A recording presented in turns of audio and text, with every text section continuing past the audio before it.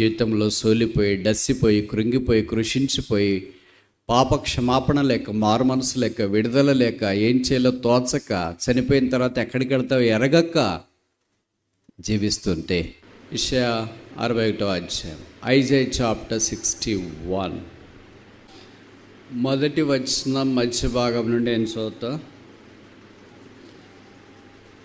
నలిగిన హృదయం గలవారిని దృఢపరచుటకును, చెరలోనున్న వారికి విడుదలను, బంధించబడిన వారికి విముక్తిని ప్రకటించుటకును, యెహోవా హితవత్సరమును, మన దేవుని ప్రతిదండన దినమును ప్రకటించుటకును, ఇంకా చాలా సంగతులు రాస్తూ రాబోతున్నాడని జ్ఞాపకం చేయబడుతూ వచ్చింది.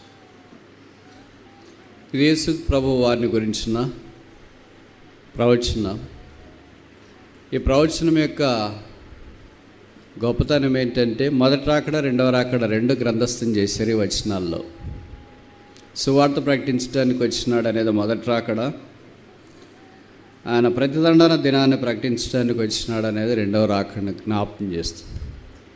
ఇదే లూకా సువార్తలో రాయబడింది. లూకా సువార్త 4వ అధ్యాయం, లూక్ చాప్టర్ 4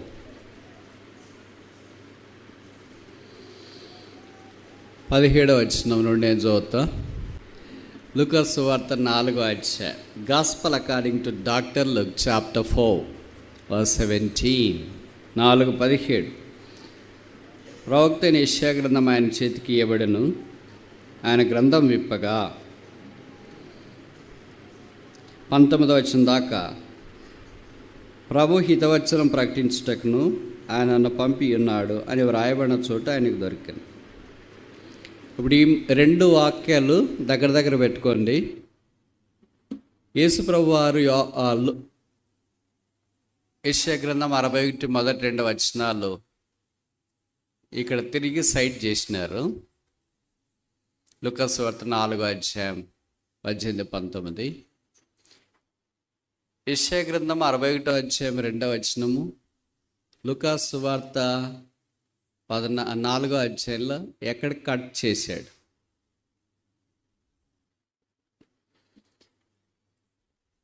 ఎక్కడ దాకా సైడ్ చేశాడు, ఎక్కడ కట్ చేశాడు. ఎక్కడ కట్ చేశాడో చూడాలంటే యెషయా 61 చూడాలి.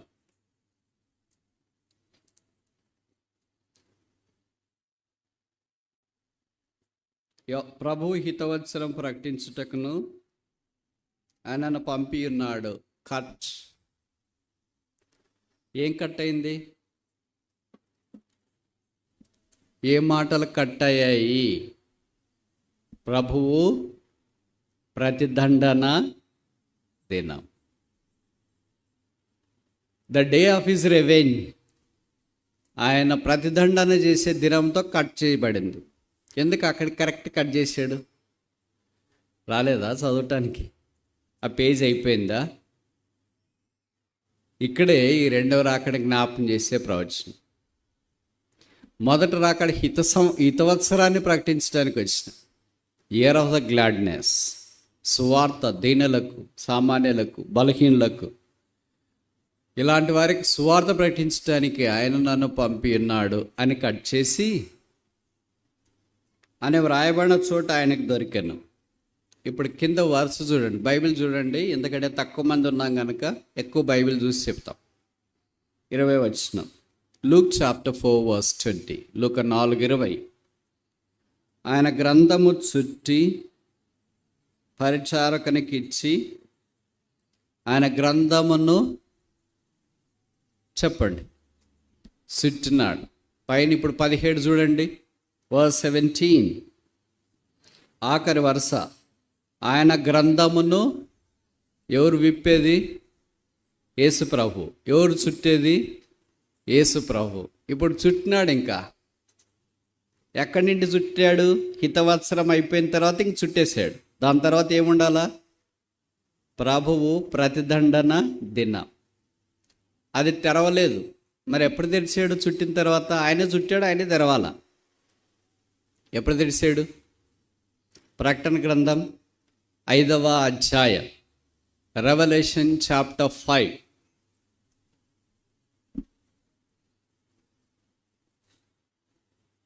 ప్రకటన గ్రంథము 5వ అధ్యాయం 5వ వచనం. Revelation chapter 5 verse 5. ఆ పెద్దలలో ఒకడు, ఏడవకము, ఇదిగో దావీదుకు చిగురైన యూదా గోత్రపు సింహము 7 ముద్రలను తీసి ఆ గ్రంథమును ఏం చేయటానికి? ఎవరు మూసేసినారు? నేను ఈ మాటలు చెప్తున్నాను, మీరు అనొచ్చు అది ఇది ఒకటేనా బ్రదర్, అది ఇది ఒకటేనా? అక్షరానుసారంగా కాదు, కానీ ఆయన ఈ గ్రంథమును తెరిస్తేనే 6వ అధ్యాయం నుండి ఏమొస్తాయి? ప్రకటన గ్రంథం 6వ అధ్యాయం నుండి ప్రతిదండన దినంలో జరగవలసిన శ్రమలు, ఆ తర్వాత మహాశ్రమలు అనేవి మనకు కనిపిస్తాయి. ఆ గ్రంథము మూయబడినంత దాకా ఏమి రావు? శ్రమలు రావు, మహాశ్రమలు రావు. ప్రభు యొక్క ప్రతిదండన దినము ఆరంభము కాదు. కనుక యేసు ప్రభువు వారు లూకా సువార్త 4వ అధ్యాయంలో దేవాలయంలో ఉన్నప్పుడు మొదటి రాకడ కొరకు ఎందుకు వచ్చినాడు? ప్రభువు హితవత్సరము ప్రకటించుట కొరకు వచ్చి తిని. Correct cut. ఆయన ఉన్నప్పుడు అంత ప్రతిదండన లేదు. There is no revenge. ఆయన ప్రేమ చూపించడానికి వచ్చినాడు, దండించడానికి కాదు, శిక్షించడానికి కాదు. అందుకని ఆయన ఉన్నంతకాలం సువార్త ప్రకటించినాడు, బోధించినాడు. అయితే ఆయన వెడలిపోయిన తర్వాత మరలా రాబోతున్నాడు. ఇప్పుడు గ్రంథము విప్పగా ఆ తర్వాత జరిగే సంగతులే రెండవ రాకడ ఇదిమిద్దంగా మనకు జ్ఞాపకం చేస్తూ ఉన్నాయి. ఈ ఒక్క ప్రవచనములోనే ఇంత దైవ మర్మం ఇమిడి ఉంటే మిగతా ప్రవచనాల సంగతి ఏంటి? ఆయన రాకడను గురించి పరిశుద్ధాత్మ దేవుడు ఎంత సామాన్యమైన సరళిలో మనమందరం గుర్తించి ఎరుగునట్లుగా వ్రాసిన తీరు అమోఘం. ఇప్పుడు ఆ ప్రతిదండన దినంలోనికి లేదు. యేసు ప్రభువు రానంత దాకా, రెండవ రాక రానంత దాకా కృపాకాలంలో ఉన్నాం. సిలువ దగ్గరికి వచ్చిన ఎంత ఘోరపాపి అయినా సిలువ నిరాకరించదు, త్రోసివేయదు. యేసు సిలువ రక్తం ప్రతి పాపిని కడిగి శుద్ధీకరిస్తుంది. అందుకే బీదలకు సువార్త ప్రకటించడానికి యేసు ప్రభు వారి భూమి మీదకి దిగి వచ్చినాడని వాక్యం గ్రంథస్థం చేయబడుతుంది. దేవాలయంలో జరిగిన సంగతి. ఆయన ఆ గ్రంథపు చుట్టూ మనకున్నంత బైబిల్ హ్యాండీగా ఆ దినాల్లో ఉండేది కాదు. చాలా పెద్దగా, ఇప్పుడు మీరు చాపు ఉంటుందే ఆ టైప్లో ఉంటాయి, దాని మీద రాసింటారు. అవి చుట్టేసి ఒక మూలక చాప ఎలాగ పెడతామో అలాగే చుట్టూ మూలక పెడితే యేసుప్రభు వచ్చినట్టు దాన్ని తీసుకుని వచ్చినారు. ఆయన చుట్టిన దాన్ని విప్పితే మన మాదిరి తేలిక గిట్టు చదివేది కాదు, పెద్దగా ఉంటుంది. దాన్ని అలాగే చదివేసి మళ్ళీ చుట్టేసి ఇచ్చినారు. పాతకాలంలో అలా ఉండేవి గ్రంథపు చుట్టలు అని వాటికి పేరు. ఇప్పుడు మనకి హ్యాండీకి వచ్చినాయి, ఇంకా చిన్న సైజులో వచ్చినాయి, హ్యాండ్ బ్యాగ్లో పెట్టుకునే వాళ్ళు ఉన్నారు, ఇంకా సాఫ్ట్ కాపీ వచ్చింది, మొబైల్లో పెట్టుకుని వచ్చేవాళ్ళు ఉన్నారు. టెక్నాలజీ పెరిగిపోయింది, సైజ్ తగ్గిపోయింది, ఆత్మీయత కూడా తగ్గిపోయిందంటే తప్పు కాదేమో. ఇప్పుడు ప్రభువు యొక్క ప్రతిదండ దినం కొరకై ఎదురు చూడగా, ఆయన రాకడ కొరకై పాజిటివ్ దృక్పథంతో కనిపెట్టుకొని ఉండాలని కోరబడుతున్నా.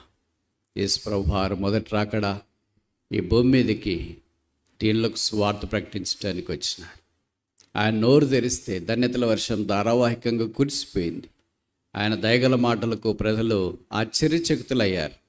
ఇంకా బోధిస్తే ఎంత బాగుండో అనుకున్నారు, అదే వాక్యం చెప్తే ఎంత బాగుండో అనుకున్నారు. మన దినాల్లో ఉన్నట్లు యేసుప్రభు దినాల్లో కూడా ఉన్నారు. ఆయన మాటలు చాలామంది అంగీకరించినారు, ఆయనే చాలామంది అంగీకరించినారు. కొంతమంది ఆయన మాటలు నిరాకరించినారు, ఆయన నిరాకరించినారు. యేసుప్రభు మన ఇంటికి వస్తే, మన ఊరికి వస్తే స్వీకరిస్తామా, త్రోసివేస్తామా?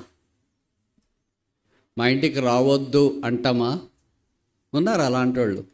యేసుప్రభు అలాగ ఒక ఊరికి వెళితే ఆ ఊరు వాళ్ళు అన్నారు, మా ఊరు విడిచిపోమ్మని ఆయనను బ్రతిమాలుకొని. ఎవరైనా యేసుప్రభు మా ఊరికి వస్తాడు, రావాలని అనుకుంటారు, కానీ మా ఊరు విడిచిపెట్టి వెళ్ళిపో అనే వాళ్ళు కూడా ఉంటారా? ఉన్నారు. లూకాసు వార్త 24వ అధ్యాయంలో ఎమ్మాయి గ్రామానికి వెళ్తున్న ఇద్దరు జంట యేసును సాయంకాలం అయిపోయిందని వారు గుర్తించక రాత్రి మా ఇంట్లోకి వచ్చి కొద్దిసేపు ఉండిపోండి అన్నట్లుగా ఆయన బలవంతం చేసినారంట. యేసు వారితో ఉండేట కొరకు ఆయన లోపలికి వెళ్ళాను అనే వాక్యంలో రాయబడుతుంది. యోహాను సువార్త 4వ అధ్యాయంలో సమరయ స్త్రీ రక్షించబడిన తర్వాత సుకారణ గ్రామస్తులు యేసుప్రభుని తమతో ఉండమని బలవంతం చేశారంట. యేసుప్రభు వారితో ఉన్నట్లు వాక్యంలో చెప్పబడుతూ వచ్చింది. కనుక సంగతి ఏంటంటే యేసుప్రభుని స్వీకరించిన వాళ్ళు, చేర్చుకున్న వాళ్ళు ఉన్నారు. అదే సమయంలో యేసు మాకొద్దు అని నిరాకరించిన వాళ్ళు ఉన్నారు. యేసు మాకొద్దు అంటే విపత్తు, యేసును చేర్చుకుంటే విమోచన. విపత్తు కావాలా, విమోచన కావాలా? విడుదల కావాలా, విపత్తు కావాలా? విపత్తు ఇప్పటిదాకా జరిగే విపత్తులు ఇప్పుడు చూసేవి కాదు. ఇప్పుడు ప్రపంచం అంతటా చూస్తున్నాం. ఒక దగ్గర యుద్ధాలు, ఒక దగ్గర ల్యాండ్ స్లైడ్స్, ఒక దగ్గర అర్త్క్వేక్స్, ఒక దగ్గర కరువు, ఒక దగ్గర విపరీతమైన వర్షాలు, ఒక్కొక్క దగ్గర ఒక్కొక్కటి జరుగుతూ ఉన్నాయి. ఇవన్నీ మనకు కాదులే అని అనుకోవద్దు. అన్నీ కలిసి దాడి చేస్తే మనుషుడు ఎక్కడ నిలబడతాడు? ప్రకృతి వైపర్యాలనే మనుషుడు తట్టుకోలేడే, ప్రకృతిని శాసిస్తాడంటాడే.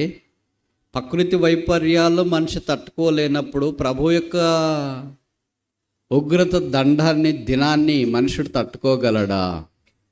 ఇవన్నీ భయపెట్టడానికి చెప్పే మాటలు కాదు. ఇంకా యేసుని అంగీకరించకపోతే, యేసు శిలువలో మానవుని కొరకే రక్తము కార్చి చనిపోయి సమాధి చేయబడి తిరిగి లేచినాడు కనుక, యేసు రక్తం ప్రతి పాపము నుండి కడిగి పరిశుద్ధపరుస్తుంది కనుక యేసునందు విశ్వాసం ఉంచాలని మనవి చేస్తూ ఉన్నా. ఆయన వచ్చింది నీ కొరకే, నీ పాపాల కొరకే, నీ రక్షణ కొరకే, నీ జీవితాన్ని మార్చుట కొరకే.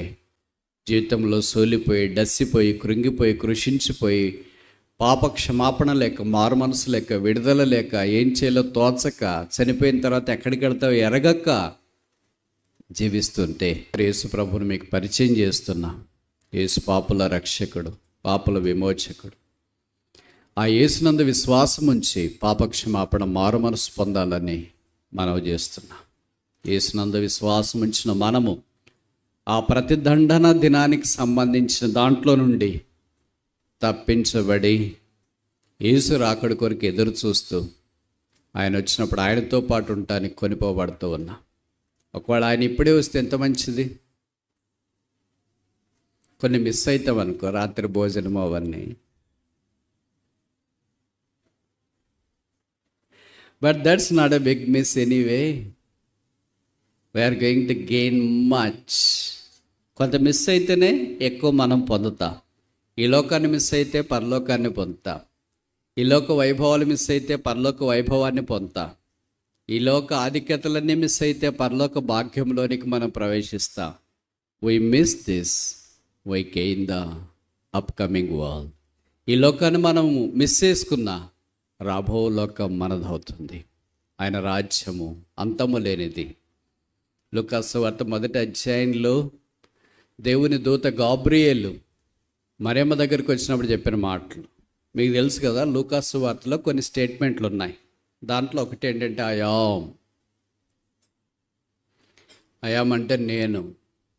ఇంట్రడక్షన్ మామూలుగా చెప్తుంటాం కదా, బీటెక్ అక్కడ కోర్స్ చదివే పిల్లలు జూనియర్స్ వెళ్ళిన తర్వాత సీనియర్స్ అంటారా, చెప్పు ఇంట్రో చెప్పు అని. అప్పుడు వీళ్ళు ఏదో ఇంట్రో చెప్తూ ఉంటారు, నేను పలానా పలానా పలానా. ఇంకా పక్కన వాళ్ళు ఇంకా డబ్బా ఆపరా కానీ అని మళ్ళీ టాపిక్ డైవర్ట్ చేస్తుంటారు. లూకాసు వార్తలో ఇంట్రో ఏంటంటే ఒకళ్ళ గురించి ఒక్కొక్క intro. Gabriel, what's your intro? నీ ఉపోద్ఘాతం ఏంటి? ఆయన చెప్పిన ఉపోద్ఘాతం ఎంత అందంగా ఉందో తెలుసా? I am Gabriel, I stand in the presence of God. దైవ సాన్నిధ్యంలో నిలబడే నా పేరు గాబ్రియల్. అయా ఆయన మరియమ్మతో పలికిన మాట, నీవు గర్భవతి కుమార్నికి అంటావు, ఆయనకి యేసని పేరు పెడతావు, ఆయన రాజ్యం నాకు అంతము లేదు. His kingdom has no end. ఆయన తరతరములు రాజు. దానియేలు గ్రంథంలో చెప్పబడింది, dominion is for ever and ever. ఆయన రాజ్యము శాశ్వతమైనది. ఆ శాశ్వతమైన రాజ్యము కొరకు, అంతం లేని రాజ్యం కొరకు 70-80 సంవత్సరాలు బ్రతికే మానవుని పాపము నుండి కడిగి పరిశుద్ధపరిచి ఆయన యొక్క కుమారుడుగా కుమార్తెగా చేసి పరలోక రాజ్యంలో ప్రవేశపెట్టి ఆ నిత్య రాజ్యాన్ని ఇయ్యాలని కోరుకోవడం ఈ మానవ మైండ్కి అర్థమవుతుందా? ఈ మైండ్కి అర్థమయ్యే కొన్నే: తినడం, తాగడం, పాపం చేయడం. అంతకంటే ఇంకేం అర్థం కాదు. అదేంటి బ్రదర్ స్మార్ట్ ఫోన్ అవన్నీ అర్థమవుతుందంటే దానివల్ల ఏం లాభం ఉంది? దేవుని యొక్క కార్యాలు, అందుకే బైబిల్లో రాయబడింది, మనుషుని విషయమై దేవునికి కలిగిన తలంపులు ఆకాశం భూమికి ఎంత ఎత్తుగా ఉన్నదో దేవుడు మన విషయమై కలిగిన తలంపులు అంత ఎత్తుగా ఉన్నాయి. కనుక దైవ సాన్నిధ్యంలోనికి మనం అందరూ వచ్చినప్పుడు ఆ దేవుని తలంపులు, దేవుని యొక్క కార్యక్రమాలు అర్థం కావడం ఈ మానవ జ్ఞానానికి మించింది. అందుకే బైబిల్లో రాయబడుతుంది, ఏవి సిద్ధపరిచినాడు కంటికి కనబడలేదు, చెవికి వినపడలేదు, మనుషుని యొక్క హృదయానికి గోచరము కాలేని అన్నిటినీ సిద్ధం చేసినాడు. మనం పరలోక రాజ్యంకి వెళ్ళిన తర్వాత వావ్, షాక్, స్పీచ్లెస్. అసలు మేము క్యాపిటల్ సిటీలో ఉన్నామని మేమే అనుకున్నామే, ఇక్కడికి వచ్చిన తర్వాత తెలిసిపోయింది. What a phenomenal land is that! ఎంత అగమ్య గోచరమైన దేశం అది. ఆ దేశంలోనికి మనం ప్రవేశించాలని దేవుని యొక్క ఉద్దేశం. ఇంకా యేసును అంగీకరించకుండా, పాపక్షమాపణ పొందకుండా ఉంటే యేసు ప్రభు యొక్క ప్రేమను బట్టి మరలా బ్రతిమలాడుతున్నా, ప్రభు అని యేసునందు విశ్వాసం ఉంచుము, అప్పుడు నువ్వు నీ ఇంటి వారిను రక్షణ పొందేదరు. ఎవరైతే యేసునందు విశ్వాసం ఉంచున్నారో వారు మరి ఇప్పుడు ఈ ప్రవచనానికి సంబంధించి ఏం చేయాలా? మీరు అనుమతిస్తూ 5 విషయాలు మీ గమనానికి నేను తీసుకురావాలని కోరుతున్నాను. మొదటిది, ఇవన్నీ పరిచయమైన వాక్యాలే, అయితే నేను ఖాళీగా ఉంటాను కదా, అందుకే అన్ని దగ్గర చేర్చుకున్నా. మొదటిది, కొరింథీయులకు రాసిన మొదటి పత్రిక 11వ అధ్యాయం 26వ వచనం. 1 Corinthians chapter 11 verse 26. 1 Corinthians 11:26. మీరు ఈ రొట్టెను తిని ఈ పాత్రలోని త్రాగునప్పుడల్లా ప్రభువు వచ్చు వరకు ఆయన మానమును ప్రభువు వచ్చు వరకు, ఈ మాట మీరు ఆలకించాలని మనవి చేస్తున్నా. ప్రభువు వచ్చు వరకు ఏం పని చేయాలా? మాడాన్ని ప్రచురించాలి. Publication, work for his coming. ఆయన రాకడ కొరకైన పని. విచిత్రం ఏంటంటే ఈ పని తప్ప అన్ని పనులు చేస్తాం. మనం చేయాల్సిన పని చేయము, చేయని అవసరం లేని పనులు చేస్తుంటాం. అదేంటి బ్రదర్, చదువుకోవద్దా, ఉద్యోగానికి వెళ్ళొద్దా, కుటుంబము అవన్నీ చేయాల్సిందే. కానీ బైబిల్లో రాయబడింది, వాటిని మానక వీటిని చేయి. మన టైప్ అలా కాదే, ఏదైనా ఒకటే, అతివృష్టి అనావృష్టి, ఏదైనా ఒకటే చేస్తాం, బ్యాలెన్స్డ్గా సేమ్. కానీ ప్రభు ఏంటంటే అన్నీ మనకు బ్యాలెన్స్డ్గా ఇచ్చినాడు. అందుకే 2 కాళ్ళు, 2 కళ్ళు, 2 చేతులు. మీరు ఊహించుకోండి, ఒకే కన్ను ఉంది, ఒకే చెయ్యి ఉంది, ఒకే కాలు ఉంది, ఒకే పెదవి ఉంది, ఒకే పలవర్స్ ఉంది. అలాంటి వ్యక్తి ఇక్కడికి వస్తే మీరు ఎవరైనా ఇక్కడ ఉంటారా? ఫోటో తీసుకుంటారా? సెల్ఫీ? అసలు ఊహించలేము ఆ చిత్రం ఎలాగుంటుందో. కానీ దేవుడు ఎంత గొప్పవాడంటే ఎంత బ్యాలెన్స్డ్గా చేశాడు.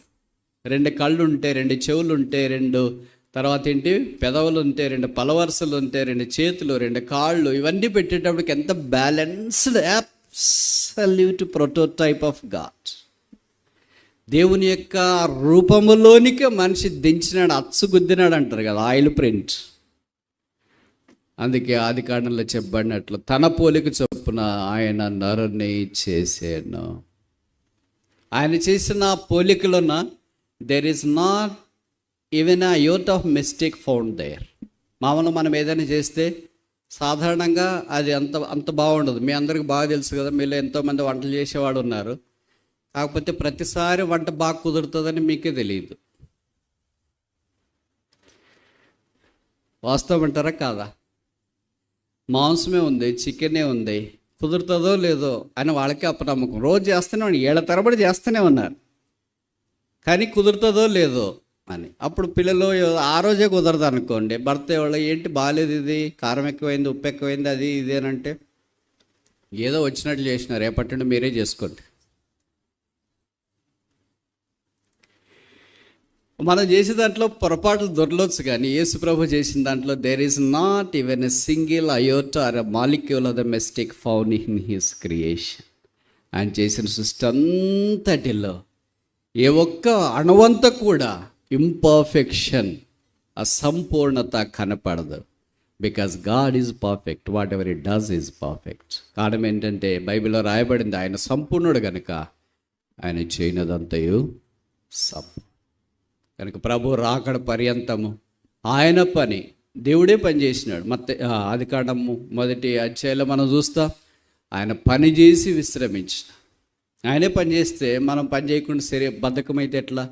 నాకు తెలుసు చాలామంది విశ్వాసులు చాలా బద్ధకంగా ఉంటారు. వాళ్ళు ఇంట్లో పని చేయరు, మందిరంలో పని చేయరు, ఆఫీసులో పని చేయరు, ఎక్కడ పని చేయరు. బయటికి మాత్రం చాలా గంభీరంగా అనిపిస్తుంటారు చూస్తే, అబ్బా అని. ఇలాంటి వాళ్ళు ఎక్కడ చూసినా ఉంటారు, అందరు కాదు, కొంతమంది స్పెసిమన్స్. వాళ్ళని గురించి భార్య భర్త ఇంట్లో ఏం బయటికి చెప్పరు, ఎందుకంటే ఇంకా ఇంటి పరువు ఎందుకు బజారు పాలు కావాలా అని. ఎంతకాలం అలాగుంటారు? పని చేయాలి కదా, పని చేయకుండా భోజనం ఎలాగ చేస్తావు?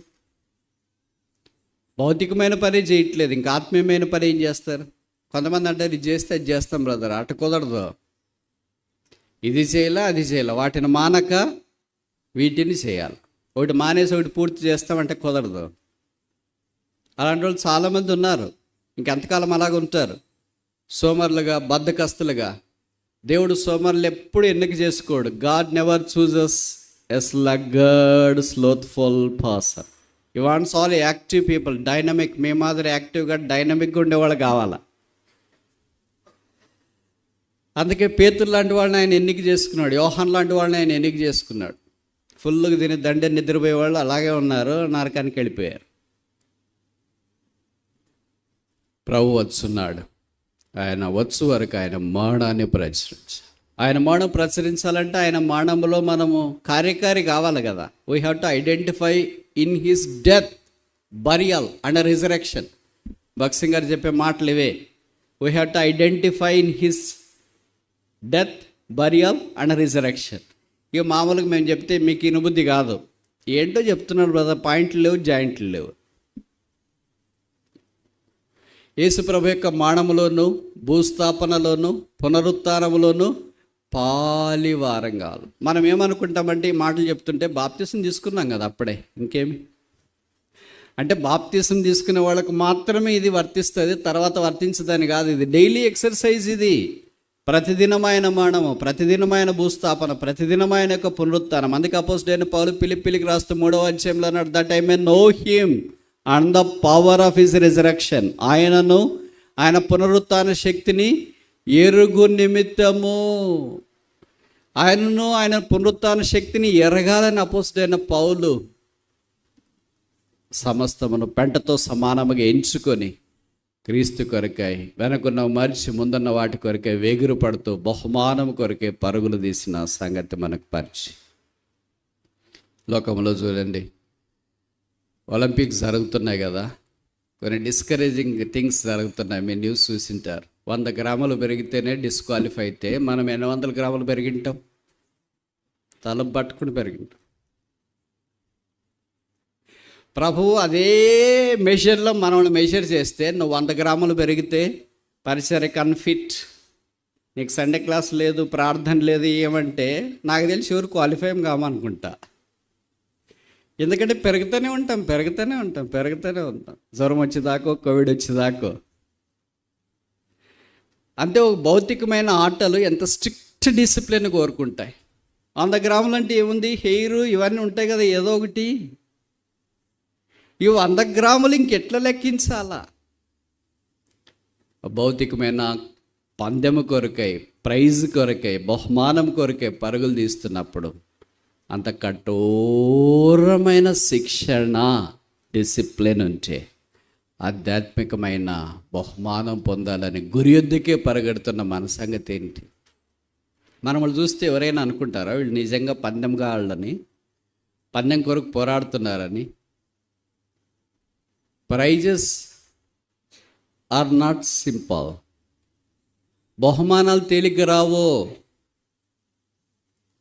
Pardon is free, prizes are expensive. క్షమాపణ ఉచితం, బహుమానాలు ఉచితం కాదు. మీకు తెలుసు కదా, మీ పిల్లలు ప్రైజులు రావాలంటే ఏం చేయాలా? ఫుల్గా దీని తండ్రికి నిద్రపోతే వస్తాయా? ఎస్ఏ రైటింగ్ కానీ, ఎలక్విషన్ కానీ, 100 మీటర్ డాష్, 400 మీటర్స్, ఏదైనా ఒక ఆటోలో దేంట్లోనైనా ప్రైజులు రావాలంటే తిని నిద్రపోతే రావు. వర్షం పడుతున్నా ఏమొస్తున్నా ఉదయం లేచి ఆ ప్రకారం గ్రౌండ్కి వెళ్ళడం, ఆడుకోవడం, షటిల్లో ఇవన్నీ మెయింటైన్ చేసుకుంటూ ఉంటే తిరిగి అక్కడికి వెళ్ళిన తర్వాత ఏదో జరగకూడదు జరిగితే 4 ఏళ్ళదంతా వ్యర్థమైపోతుంది. Prize is not easy. బహుమానం తేలిక కాదు. అందుకే పౌలు బహుమానం పొందాలని పరిగెత్తున్నా. Prize is costly. ఆ ప్రైజ్ చెల్లించడానికి, ఆ వెల చెల్లించడానికి, ఆ క్రైమ్ చెల్లించడానికి, ఆ ప్రయాసపడటానికి తీర్మానం చేసుకుని సిద్ధంగా ఉండి ముందుకెళ్ళేవాళ్ళు పొందగలరు. అందుకే ప్రభు వచ్చున్నాడు, ఆయన మరణమును ప్రచురించడి, షో ఫోర్ట్ ఈస్ డెత్. ఆయన మరణను మనం ప్రచురించాలంటే ఆయన మరణంలో మనకు ఐక్యత ఉండాలా. అందుకే పౌలు అన్నాడు, ఐ డై డైలీ, నేను అనుదినము చనిపోతున్నాను. మనం అనుదినము బతుకుతున్నాం. మనం కాదు బతకాల్సింది. ఇంకోసారి చెప్పనా, ఈ మాటలంతా మీకు డ్రైగా ఉంటాయి, but very valid and necessary. ఇది అవసరం. It's not me who has to live, but it is Christ who is in me has to live. నాలో ఉన్న క్రీస్తు బ్రతకాల. కానీ ఇప్పుడు నేను బతుకుతున్నానా, క్రీస్తు బతుకుతున్నాడా? మనం బతుకుతున్నామా, మనలో ఉన్న క్రీస్తు బతుకుతున్నాడా? ఎవరు బతుకుతున్నారు? తొందరగా చెప్పండి, టైం అయింది. ఎవరు బతకట్లేదు కదా. అంత కరెక్ట్గా ఎట్లా చెప్తున్నారు మీరు? అందుకే పౌలు అన్నాడు కదా గలతీ 2:20లో, I am crucified with Christ, yet not I, నేనుగా జీవించేది, I live no longer but Christ liveth in me. మనం చూసిన వాళ్ళు ఎవరైనా క్రీస్తు ఈ అక్కలో నివసిస్తున్నాడు, క్రీస్తు బ్రదర్లో నివసిస్తున్నాడు, క్రీస్తు సిస్టర్లో నివసిస్తున్నారు, క్రీస్తు సంఘంలో నివసిస్తున్నాడు అని ఎవరైనా అనుకుంటారా? ఏమనుకుంటారు? క్రీస్తు ఎప్పుడో వెళ్ళిపోయినాడు వాడి మధ్యలో నుండి. Christ has no portion in their life. Christ has no place in their lives. క్రీస్తు వారి జీవితంలో లేడు. మరి ఎవరు జీవిస్తున్నారు? It is that brother living, this sister living, that church living, but not the Christ in her, Christ in him, Christ in the church. ఆ సహోదరు జీవిస్తుంది, ఆ సహోదరుడు జీవిస్తున్నాడు, ఆ సంఘం జీవిస్తుంది.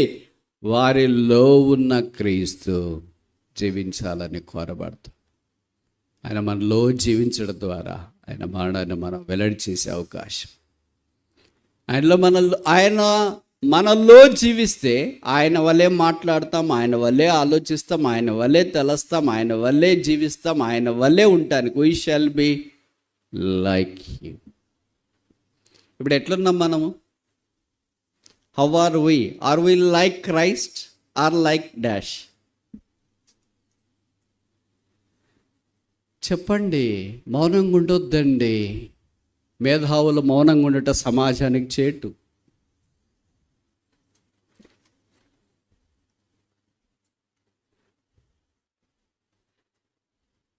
చెప్పరేంటి?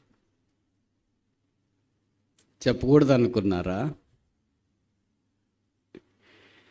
నాలో క్రీస్తు కనపడకపోతే నా జీవితం వ్యర్థమే కదా. నా బోధ, నా ప్రయాస, అదంతా వ్యర్థమే. If Christ is not showcased in my teaching, in my practice, in my life, in my work, in my way, in my well, I am telling, showcasing that Christ is no more living in me, it's me who is in living. నాలో క్రీస్తు జీవించట్లేదు, నాలో నేనే జీవిస్తున్నా. ఇప్పుడు పౌలు అలా కాదు. I am not living but Christ in me is living. నాలో ఉన్న క్రీస్తు జీవిస్తున్నాడు. ఆ క్రీస్తు అంతకంత వృద్ధి పొంది 23 ఏళ్లలో ఇంత కావాలా? అంత అవుతున్నాడా? ఇంకా తగ్గిపోతున్నాడు. రక్షణ పొందినప్పుడేమో ఆ యేసు మనలో చాలా సంతోషం, చాలా సమాధానం, నెమ్మది, ఆనందం, చెప్పలేనంత Joy unspeakable, full of glory. రోజులు గడిచే కొద్ది పరిస్థితులు అన్నీ మారిపోయి ఇబ్బందులు, దుఃఖము, వేదన, అవమానం, కృంగదలు ఇవన్నీ మనకు కలిగిన కారణం చేత మనలో ఉన్న క్రీస్తు కనబడని దృశ్యంలోనికి తీసుకురాబడ్డాడు. ఇప్పుడు ఆ క్రీస్తు మనలో ఉండాలని కోరబడుతున్నాం. ఆయనను మనం ప్రకటించాలి. రెండవది చూస్తామా? రోమా 13, Roman chapter 13. Romans chapter 13. Roman chapter 13. రోమా పత్రిక 13వ అధ్యాయం. రోమా 13, Roman chapter 13,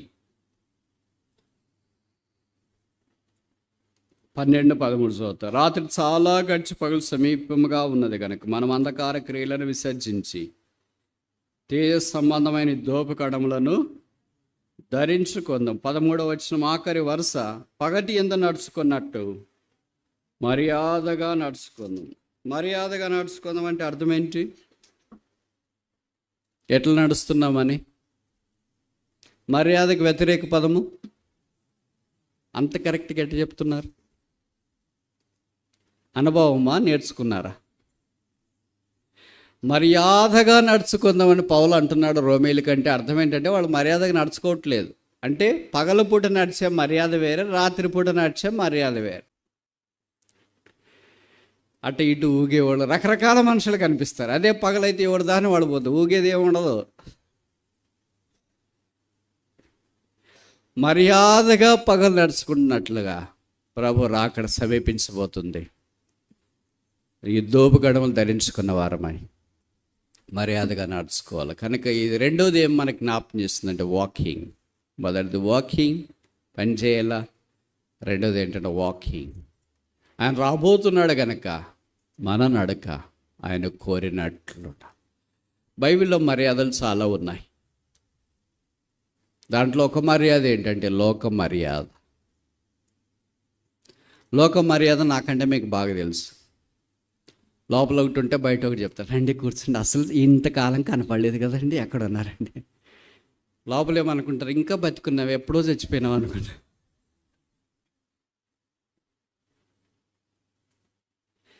this is called the dogma of this world. ఈ లోకం యొక్క ఫిలాసఫీ, రేషనల్. అయితే ప్రభు పిల్ల అలా కాదు. అవునంటే అవును, అట్లా ఉండాలా. కానీ వీళ్ళు కూడా అట్లే మారిపోయినారు. బయటికి మాత్రం ప్రైజ్ ది లార్డ్ అన్నా, లోపల ఏమనుకుని ఇంకా సావలేదండి, ఇంకా బతికన్నావు. ఎప్పుడో వస్తావు అనుకుంటాం. హాస్పిటల్ ఉన్నప్పుడే ప్రార్థన చేస్తాం, మళ్ళీ బతికొచ్చినావేంటి? మీరు ప్రార్థన చేసినారు కనుక బతికొచ్చినాడు. ప్రార్థన చేయకపోయింటే వచ్చిండేవాడు కాదేమో. రాకూడదనే చేసాం బ్రదర్, మరి దేవుడు బతికిచ్చినాడు, ఏం చేయమంటారు? వద్దు, ఇంకెంతకాలం ఆ బతుకు. దానికి బైబిల్ ఎందుకు పట్టుకోవాలా? మందిరికి ఎందుకు రావాలా? యేసుని అంగీకరించాలి. ఎందుకు ఇవన్నీ? Why is this hypocrisy? అదేదో లోకంలోనన్నా ఉంటే లోక ప్రకారంగా ఉంటాం కదా. ప్రభు మెచ్చడు కదా ఇది. ప్రభుకి ఇష్టం లేదు కదా. అయ్యో బ్రదర్, అట్లా లేకపోతే అలాగ కాలం చేస్తామండి. ఇక్కడ మనకంటే ముందు భక్తులు వెళ్ళారు కదా. ప్రభు వచ్చినప్పుడు అవే చూస్తాడు. ఏ వేషధారులు ఎక్కడున్నారు, అయ్యో ఎక్కడున్నారు అంటారు. ఏం ప్రభువా, అందరూ అదే టైప్, మేమే కదా కనపడుతున్నాం కదా. అయ్యో భక్తులు అనుకున్నారే. బయటికి భక్తి గల వారి వలె ఉండే దాని శక్తిని ఆశ్రయించు. ఎంత విషాదకరమైన సంగతి. ఆయా సందర్భాల్లో ఆయా స్థలాలకు వెళ్తున్నప్పుడు ప్రజలను చూస్తుంటే ఇదే బాధ. కొంతమంది చెప్తున్నారు, బ్రదర్ అందరిని నమ్ముతారు బ్రదర్, అందరూ మాట్లాంటారు బ్రదర్. అనుకున్నాం 20 ఏళ్ళు 30 ఏళ్ళ క్రితం విశ్వాసులు ఎట్లున్నారో ఇప్పుడు కూడా అట్లే ఉన్నారని అనుకుంటాం. కానీ అట్లా కాదు, ఇప్పుడు రివర్స్ అయింది సీన్. 20 ఏళ్ళు 30 ఏళ్ళ క్రితము విశ్వాసం అంటే విశ్వాసే, అంతే, ప్రాణం కూడా ఇచ్చేవాళ్ళు.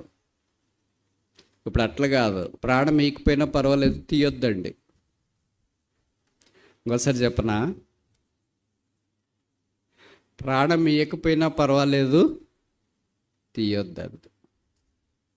వీళ్ళు విశ్వాసులా? మరి వీళ్ళు బైబిల్ పట్టుకుంటారా? వీళ్ళు బోధ చేస్తున్నారా, వీళ్ళు లీడ్ చేస్తున్నారా, వీళ్ళు సేవకులు, వీళ్ళు బోధకులు, వీళ్ళు కాపర్లా, వీళ్ళు సింగర్లా, వీళ్ళు సండే క్లాస్ టీచర్సా, వీళ్ళు యూత్ లీడర్సా? ఇంకెంతకాలం ఈ లోక మర్యాద, ఈ లోక మర్యాద ఇంకొద్దులే, వెనక ఉన్న మరిచి ఇప్పటి నుండి వెలుగు సంబంధాలైనట్లు మర్యాదగా నడుచు. అవునంటే అవును, కాదంటే కాదు. అక్క అంటే, ఆ అన్న అంటే, ఆ బ్రదర్ అంటే, ఈ సిస్టర్ అంటే అవును, వాళ్ళు ఆత్మీయులు, వాళ్ళు చెప్పినారంటే అంతో ఇంతో వాస్తవం ఉంటుంది, ప్రభుకు సమీపముగా ఉన్నారు అనే సాక్ష్యం ఉంటే ఎంత బాగుంది. మూడోది చూస్తామా?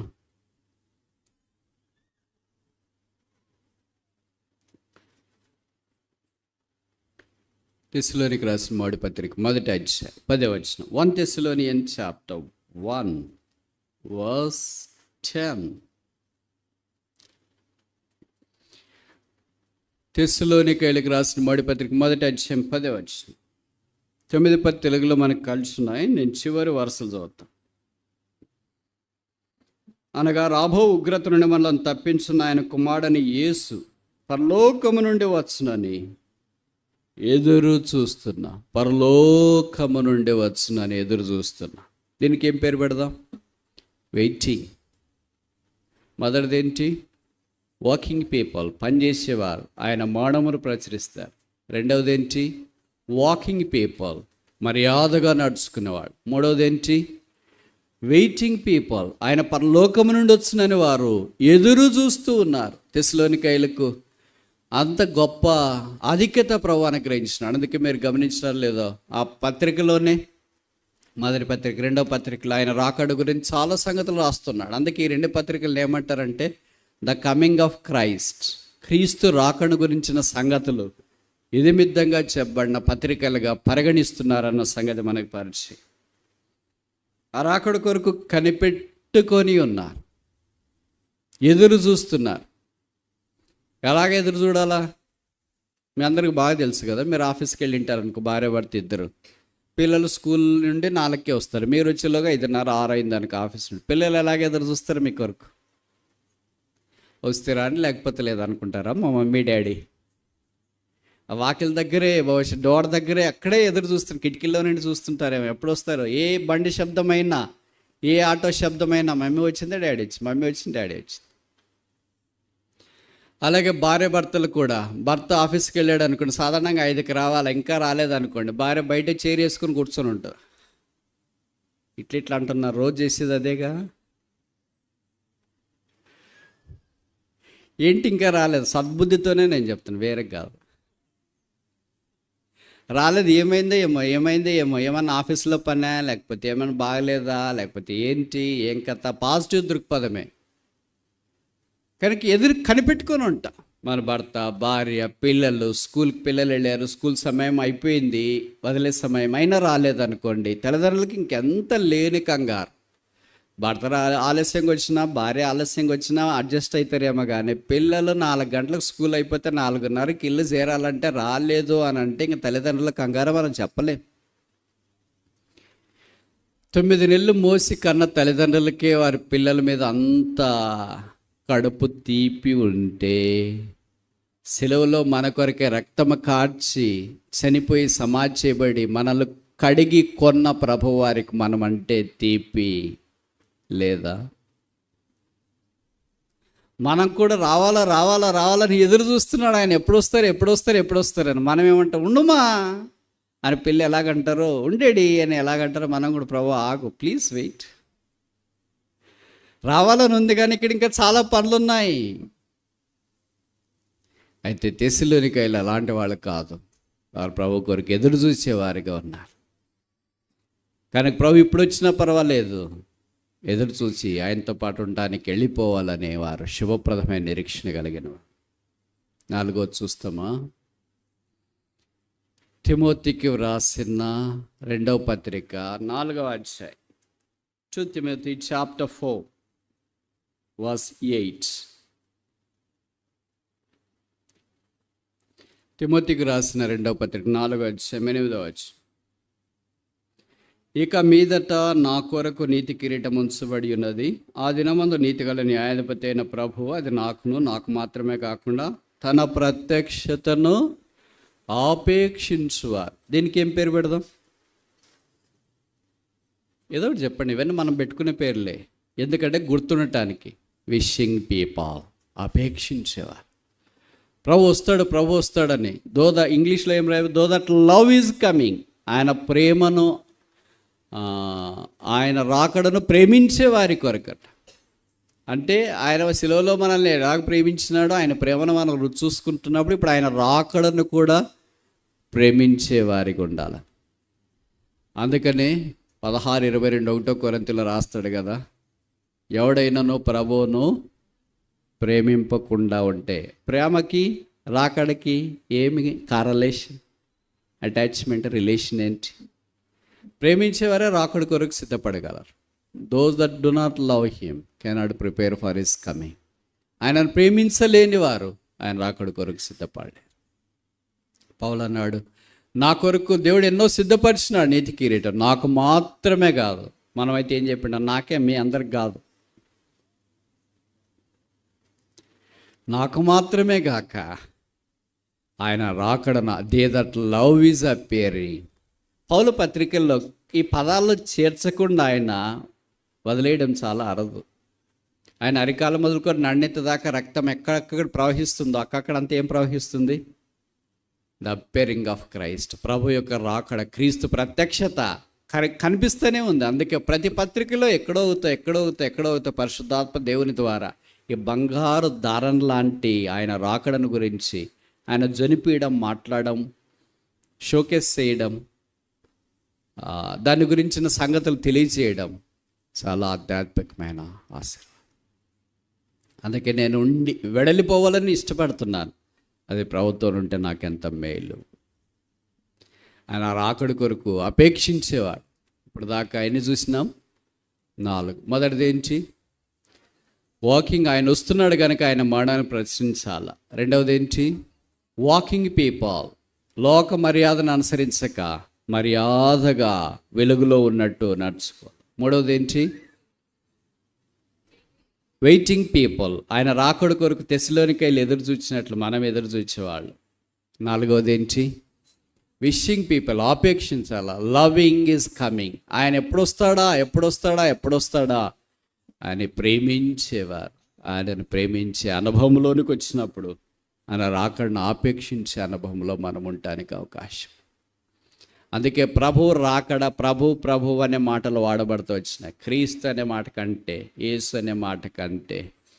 అంటే ఆ అనుభవం యేసు రక్షకుడని, క్రీస్తు అభిషక్తుడని దాటి ప్రభు అనే అనుభవంలోనికి, ప్రభువు వచ్చుచున్నాడు, ప్రభు ప్రత్యక్షమైనప్పుడు ప్రభువుని పోలి ఉంటాము, ప్రభు వలె ఉంటాము, ప్రభు మరణమును ప్రచురిస్తాము, ప్రభువును గూర్చిన అనుభవంలోనికి వస్తాము. Is a lord.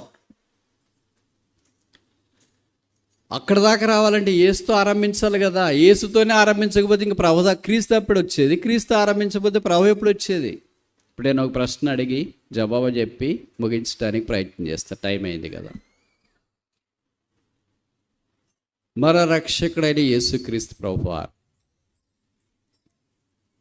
ఎంతమందితో నేను యేసును అని ప్రత్యక్షపరచుకున్నాను? ప్రశ్న అర్థమైంది అనుకుంటా. ప్రార్థన చేసుకుని జవాబు రాయండి. అటు ఇటు చూడొద్దండి, దిక్కులు చూడొద్దండి. నేను యేసును అని ప్రభువు ఎంతమందికి ప్రత్యక్షపరచుకున్నాడు?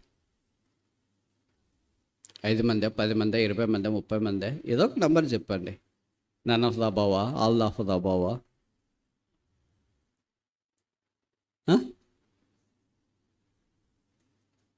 మరి చెప్పండి, తొందరగా చెప్తే ముగిస్తాం.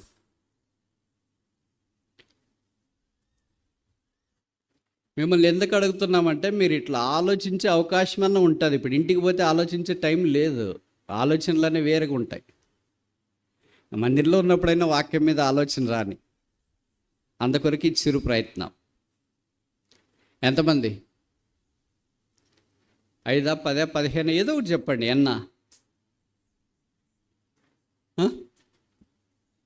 ఇది కూడా మనం చెప్పకపోతే ఎట్లా? యేసుక్రీస్తు ప్రభువు యేసును అని బైబిల్లో ఎంతమందికి తానే చెప్పడం, వేరే వాళ్ళు చెప్పడం కాదు, తానే ప్రత్యక్షపరుచుకున్నాడు. చెప్పరా? అసలు మేమేంటి చెప్పడం ఏంటి బ్రదర్?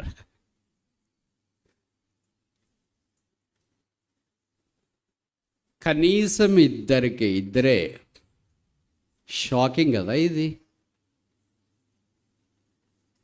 షాకింగ్. మొదటి వ్యక్తి మీ అందరికీ తెలుసు, అపోస్తల కార్యాలు 9:5. తార్సువాడైన సౌలు దమస్కు మార్గంలో వెళుతూ ఉన్నప్పుడు మిక్కిలి ప్రకాశమానమైన వెలుగు వచ్చింది, పడిపోయాడు బోర్లో. ఇప్పుడు ఆయన లో నుండి ఒక ప్రశ్న బయటకు వచ్చింది, లార్డ్ హూ ఆర్ట్ thou? ప్రభువా నీవెవడవు? This is the most rudimentary fundamental rational question posed by a non Christian. ఆ క్రైస్తవేతరుడు యేసుక్రీస్తు ప్రభువును లేదా ప్రభువును అడిగిన ఒక ప్రాథమికమైన సామాన్యమైన అవసరమైన ప్రశ్న ఇది, లార్డ్ హూ ఆర్ట్ thou? ఎవరో తెలియదా? తెలియకుండానే ఎన్ని చేసావా? ఎన్ని చేసాడంటే బైబిల్లో చాలా రాశారు కదా, ఆయన దూషకుడు, హింసకుడు, హానికాడు, పత్రాలు తీసుకుని వెళ్ళి సంఘాలను పాడు చేసినాడు, మనుషులను పాడు చేసినాడు. తర్వాత స్టెఫెన్ లాంటి వారిని చంపుతా ఉంటే వస్త్రాలను దగ్గర పెట్టుకుని సాక్షి కొనిపోయాడు. అంటే హూ ఆర్ట్ thou అంటే తెలియకుండానే చేసినాడని అర్థమవుతుంది కదా. అంటే man doesn't know who Jesus is. Am I wrong if I say like this? ఇలాగ చెప్తే తప్ప? నేను ఈ మాట అంటే మీరు అయ్యో మాకు ఎందుకు తెలియదు బ్రదర్, యేసుప్రభు మీకు తెలుసా అండి? అయ్యో యేసుప్రభు మాకు ఎందుకు తెలియదు అండి? తెలుసా? పౌలు లాంటివాడే సౌలు లాంటివాడే అంటున్నాడు, లార్డ్ హూ ఆర్ట్ thou? నీవు ఎవడవు ప్రభు అంటున్నాడు, మళ్ళీ ఎవడవు అంటున్నాడు. ఎవరైనా తెలియదా? అందుకే ఇప్పుడు యేసుప్రభు వారు ఇచ్చిన జవాబు, ఫిట్టింగ్ ఆన్సర్ ఏంటంటే ఏంటి? నీవు హింసించుచున్న ప్రభువుని కాదు, క్రీస్తుని కాదు. Who am I? I am Jesus whom thou persecutest. బైబిల్లో మొదటి వ్యక్తికి నేను యేసును, ఐ యామ్ జీసస్ అని తాను ప్రత్యక్షపరుచుకుంది తార్సువాడైన సౌలుకి. ఇది మందిరంలో చెప్పిన మాట కాదు, ఏసీ రూమ్లో ఉన్నప్పుడు చెప్పింది కాదు, గమాలియేలు పాదాల దగ్గర విద్య నేర్చుకునేటప్పుడు చెప్పింది కాదు, స్టెఫెన్ సంపడేటప్పుడు ఆయన వస్త్రాలన్నీ పాదాల దగ్గర పెట్టినప్పుడు చెప్పిన మాట కాదు. ఇది బోర్ల పడినప్పుడు, కళ్ళు కనబడనప్పుడు, ఇంకా జీవితం ఇంతేనేమో అని అనుకున్నప్పుడు, దమస్కు మార్గంలో ఉన్నప్పుడు తనకు కలిగిన ప్రత్యక్షత, ఐ యామ్ జీసస్, నేను యేసును. This revolution unfolded magically, phenomenally, astronomically is life to the unscalable heights. మనుషుడు ఆత్మీయంగా అధిరోహించలేనంత ఎత్తైన శిఖరాలకి ఆ ప్రత్యక్షత పౌలును తీసుకుని వెళ్ళింది. యేసు అనే ప్రత్యక్షత ఆయన ఎంత దాకా తీసుకెళ్ళిందంటే, ఆ యేసుని గురించి నేను సిగ్గుపడినానని, ఆ యేసుని గురించి ప్రకటిస్తున్నానని, ఆ యేసే దేవుడని, యేసే క్రీస్తుని, యేసే ప్రభు అని, యేసే రక్షకుడని, ఆ యేసుని గురించి ఆయన జీవితం అంతా ప్రాణార్పణముగా చేయబట్టానికి ఇష్టపడ్డాడు. 3 సువార్త దండయాత్రలు చేసినాడు, దాదాపు 14 పత్రికలు రాశాడు, 30 సంవత్సరాలు మధ్యధరా సముద్రం అంతా కలయి 3వ ఆకాశానికి ఎక్కిపోయాడు. బైబిల్లో నాకు తెలిసి అలాగే ఎక్కిపోయి తిరిగి వచ్చిన వాళ్ళు ఇంకెవరు లేరు అనుకుంటా. అలాంటి వ్యక్తి యేసు ద్వారా పట్టబడినప్పుడు యేసు ప్రత్యక్షత మారుస్తుంది. ఇప్పుడు చెప్పండి, మనకి యేసు అంటే తెలుసా తెలియదు? మౌనంగా ఉండొద్దండి. మేధావులు మౌనంగా ఉండటం సమాజానికి హాని. తెలుసా తెలియదా? Do you know who Jesus is? అందుకే యేసుప్రభు తన శిష్యులను అడిగినాడు, what do think that I am? నేను ఎవరినని మీరు అనుకుంటున్నారు? అంటే మన దీని అర్థం ఏంటంటే, fundamentally we do not have any revolution of a Jesus. ప్రాథమికంగా యేసు అంటేనే మనకు వెలుగు ప్రత్యక్షత లేదు.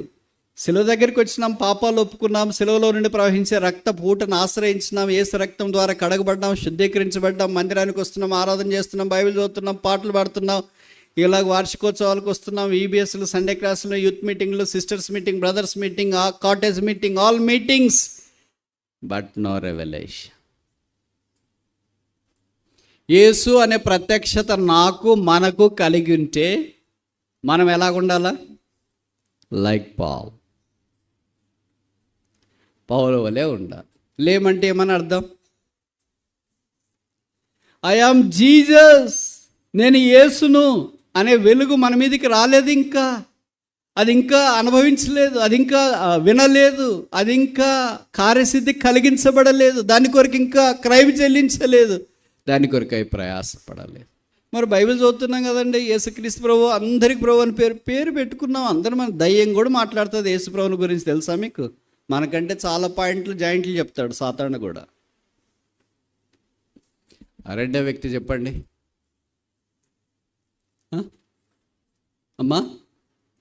సమరయ స్త్రీకి యేసు ప్రభు చెప్పాడా నేను యేసును అని? ఈ పదం గుర్తుపెట్టుకో, I am Jesus. That's a thundering word. ఒక బోల్ట్ పడినట్లు ఏమంటారు థండర్ అంటే? పిడుగుపడినట్ల మాట ఇది. I am Jesus.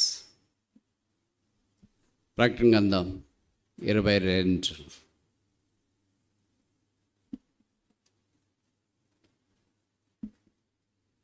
ప్రకటన 22:16.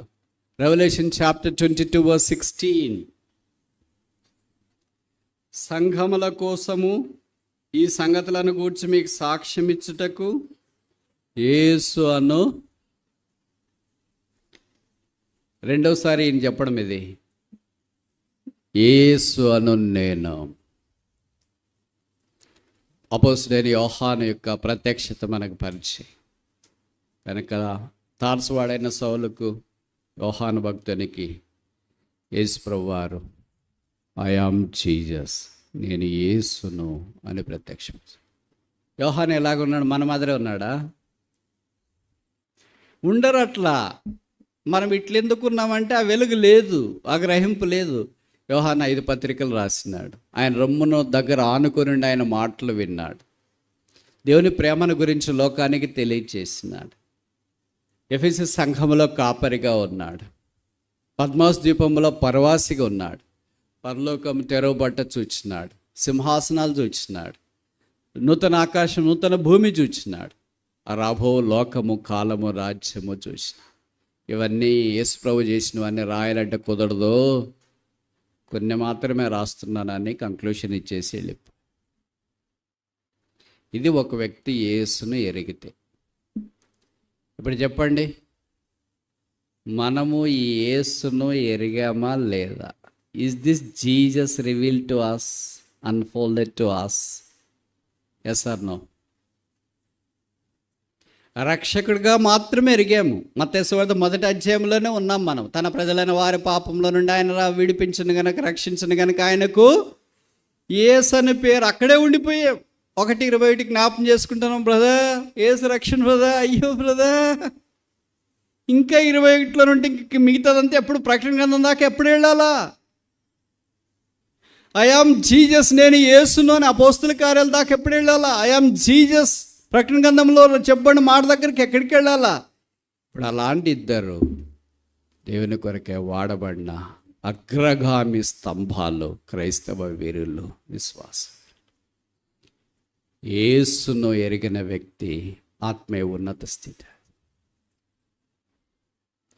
ఇప్పుడు మనము రోజులు గడిచి కొద్ది ఆయన రాకడను అపేక్షిస్తున్నప్పుడు యేసుని ఎరిగితేనే ఇంత ఉన్నత స్థితిలోకి వస్తే క్రీస్తు ప్రభు ఇప్పుడు ఎవరు వస్తున్నారు? ప్రభు వచ్చచ్చు. ఇంకా మనం ఎక్కడున్నాం మరి? కేజీనా పీజీనా? ఏ క్లాస్ మనము? కేజీనా పీజీనా? మనం అంటే మీకు బాధ వేస్తుందేమో కదా, మీరంతా పీజీ, నేనొక్కడే కేజీ. ఇంకా మనం ఇక్కడుంటే వెళ్ళాల్సిన మార్గం ఇంకా చాలా ఉంది. There is a lot to go. మన కొరకే ప్రభు సిద్ధపరిచిన మార్గంలో మనం వెళ్ళాలా. యేసు అనుభవంలో నుండి క్రీస్తు దగ్గరికి వచ్చి, క్రీస్తు నుండి ప్రభు దగ్గరికి వచ్చి ప్రభువు వచ్చుచున్నాడు. ఆయన వచ్చేటప్పుడు మనం కూడా ఎదురు చూసే భక్తులుగా ఉండాలనుకో. అందుకే అపోస్తలుడైన పౌలు విషింగ్ పీపుల్, తన ప్రత్యక్షతను ఆపేక్షించేవారు. యేసు అనుభవంలోనికి వచ్చిన వాడు, ఐ యామ్ జీసస్ అని యేసు యొక్క ప్రత్యక్షత కలిగిన వారు, కళ్ళు తెరవబడిన వారు, పొరలు రాలిన వారు, హృదయము బద్దలైంది తిరిగి కట్టబడిన వారు, క్రీస్తుతో సంధించబడిన వారు ఆ యేసు కొరకై ఎంతైనా జీవించడానికి ఇష్టపడతారు. అలాంటి వాళ్ళు ఆ యేసు రాకడను ఎదురు చూస్తున్నారు. దేవుని సంఘమా, మన సంగతి ఏంటి? ప్రభువైన యేసు రమ్ము.